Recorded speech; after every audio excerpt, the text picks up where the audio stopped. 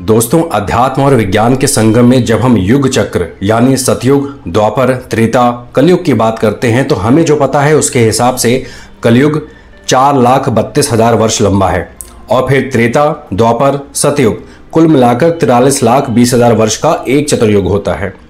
Screen पर दी गई information के बेसिक्स को समझते हैं। हमारे सनातन धर्म के प्राचीन पंचांग और शास्त्र अनुसार तथा अन्य सभ्यताओं के भी अनुसार हमारा एक वर्ष 360 दिनों का हुआ करता था। शास्त्रकारों के मुताबिक एक देव दिन हम मनुष्यों के 360 दिनों यानी एक वर्ष के बराबर होता है। तो इस हिसाब से देवताओं का एक देव वर्ष हम मनुष्यों के 360 वर्षों के बराबर हुआ। तो 12,000 देव वर्ष में कितने मानव वर्ष हुए उसे जानने के लिए देव वर्ष और मानव वर्ष में गुणा या मल्टीप्लाई कर दीजिए। कुल 43,20,000 मानव वर्ष।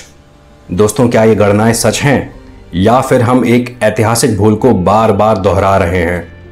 दोस्तों, मैं बात कर रहा हूं एक आध्यात्मिक विज्ञान की सोच रखने वाले संत की, श्री युक्तेश्वर गिरी। उन्होंने इस भ्रम को तोड़ा। उन्होंने बताया कि गलती कहां हुई थी, क्यों हुई थी और समाधान क्या है। श्री युक्तेश्वर गिरी जी योगी, गणितज्ञ, खगोल शास्त्री और लाहिड़ी महाशय के शिष्य थे। लाहिड़ी महाशय खुद विश्व प्रसिद्ध हिमालय के सिद्ध योगी महाअवतार बाबा के शिष्य थे। तो 1894 में प्रयागराज कुंभ के मेले में श्री युक्तेश्वर जी की मुलाकात महाअवतार बाबा जी से हुई। बाबा जी ने उनसे कहा, मनुष्य की भ्रांति दूर करो, युगों की गणना को लेकर आज जो भ्रम फैला है उसे ठीक करो।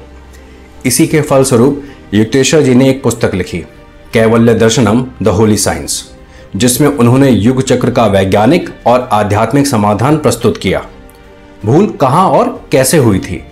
वेदों और पुराणों में युग अवधि स्पष्ट है, जैसा कि स्क्रीन पर आप देख पा रहे हैं, लेकिन यह गणना देव वर्षों पर आधारित नहीं थी। श्री युक्तेश्वर जी के सिद्धांत के अनुसार वेदों में जो चतुर्युग था वो 12,000 वर्ष का मानवीय खगोलीय युग था, एक वास्तविक खगोलीय चक्र, ना कि देव वर्षों की गणना वाला। उन्होंने बताया कि यह भूल हुई राजा परीक्षित के समय के बाद, जब समाज में बौद्धिक शीलता बढ़ी, ब्राह्मणों के स्थान पर पुरोहितवाद हावी हुआ और अर्थ को बढ़ा चढ़ाकर अलंकारों में बदल दिया गया। वहां से 12,000 मानवीय वर्षों को देव वर्ष कहा गया और एक देव वर्ष बराबर हुआ 360 पृथ्वी वर्ष मानकर। तो 12,000 × 360 बराबर 43,20,000 वर्ष का एक भ्रमित महायुग गढ़ लिया गया। युक्तेश्वर जी ने इस भ्रम को खारिज करते हुए बताया कि 12,000 वर्ष एक वास्तविक खगोलीय चक्र है जो हमारे सूर्य और उसके सौर मंडल की गति से जुड़ा है। उन्होंने बताया कि सूर्य एक केंद्र के चारों ओर घूमता है, जिसे उन्होंने विष्णु नाभि कहा। यह कोई भौतिक केंद्र नहीं बल्कि आध्यात्मिक ऊर्जा का स्रोत है। दोस्तों, आप इसे हमारी मिल्की वे गैलेक्सी का गैलेक्टिक सेंटर समझने की गलती मत करिएगा, क्योंकि वो बहुत ही ज्यादा दूर है हमारे सूर्य से। तो युक्तेश्वर जी के अनुसार यह सूक्ष्म चेतन केंद्र है। तो सूर्य इस विष्णु नाभि के चारों ओर एक पूर्ण चक्र 360 डिग्री में लगाता है, जिसमें कुल समय लगता है 24,000 वर्ष। तो 360 डिग्री को एक वृत्त समझे या सर्किल। अब हर 66.66 सालों में, वर्षों में सूर्य 1 डिग्री आगे बढ़ता है और पूरे 360 डिग्री का चक्र पूरा करने में 66.66 multiply by 360 is equal to 24,000 years, 24,000 वर्ष लगते हैं, जिसे 2 भागों में बांटा गया है, 12,000 वर्ष का अवरोह और 12,000 वर्ष का आरोह। इस आरोह अवरोह को समझते हैं कि ये है क्या और उससे होता क्या है। कल्पना कीजिए कि हमारा सूर्य एक अदृश्य वृत्त सर्किल 360 डिग्री में घूम रहा है और यह घुमाव ही मानव चेतना के विकास और पतन का आधार बनता है। जैसे जैसे सूर्य उस ऊर्जा केंद्र यानी विष्णु नाभि के करीब पहुंचता है, मानव चेतना विकसित होती है। विज्ञान, कला, अध्यात्म, ज्ञान अपने चरम पर होते हैं। इसे कहते हैं ऊर्ध्वगामी चक्र, यानी कलयुग, द्वापर, त्रेता और फिर सतयुग। कलयुग से होते हुए आप सतयुग में पहुंचते हैं। और जब सूर्य उस केंद्र से दूर होता जाता है तो चेतना का ह्रास होता है, चेतना ह्रास की ओर बढ़ती है, अंधकार, अज्ञान, भौतिकवाद हावी होते हैं। इसे कहते हैं अवरोह चक्र, जिसमें सतयुग से त्रेता, त्रेता से द्वापर और द्वापर से फिर कलयुग में पहुंचते हैं। ये बिल्कुल वैसे ही है जैसे दिन के बाद रात और रात के बाद दिन, या घड़ी के पेंडुलम की तरह ले लीजिए।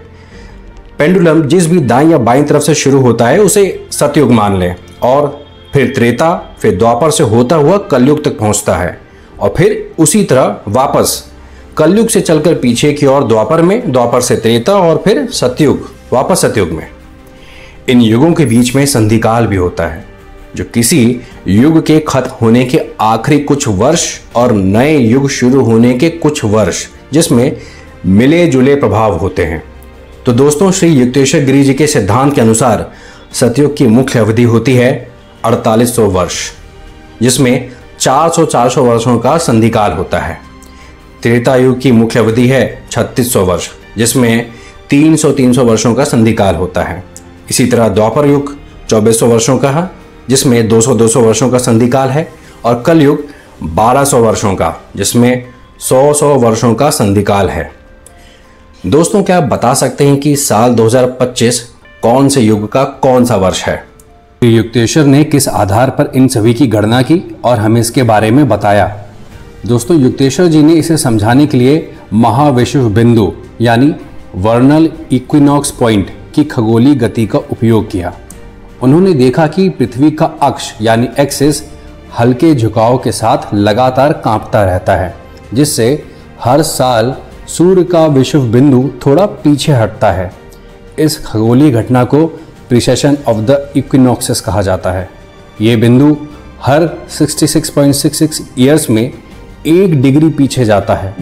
जब यह 360 डिग्री की परिक्रमा पूरी करता है, तब पृथ्वी पर 24,000 वर्ष का एक पूर्ण युग चक्र पूरा होता है। युक्तेश्वर जी ने बताया कि कलयुग का अंत 499 एडी में हुआ और उसके बाद 100 वर्षों का संधिकाल चला। इस प्रकार 1599 एडी में कलयुग का संधिकाल समाप्त हुआ और द्वापर युग शुरू हुआ, और द्वापर के 100 वर्ष का संधिकाल खत्म होकर 1699 एडी से द्वापर युग के ऊर्ध्वगामी समय चक्र की शुरुआत हुई। यदि हम 1599 को आधार माने तो 2025 तक 426 वर्ष हो चुके हैं, और द्वापर के ऊर्ध्वगामी समय से देखें यानी 1699 से, तो अब तक 326 वर्ष हो चुके हैं, अर्थात हम द्वापर युग के 326वें वर्ष में हैं। दोस्तों, इस सिद्धांत की सत्यता कितनी है, इसे जानने के लिए हमें इतिहास में जाना पड़ेगा और घटनाक्रमों को देखना होगा कि क्या वाकई इस युग चक्र के मुताबिक घटनाएं घटी हैं क्या। ये जानने के लिए मिलेंगे इसकी अगली वीडियो में। तब तक कमेंट करके ज़रूर बताएं कि ये इन्फॉर्मेशन आपको कैसे लगी, और जुड़े रहिए अपने वैदिक सिस्टम से। Must follow, subscribe and do like, comment and share. Her her Mahadev.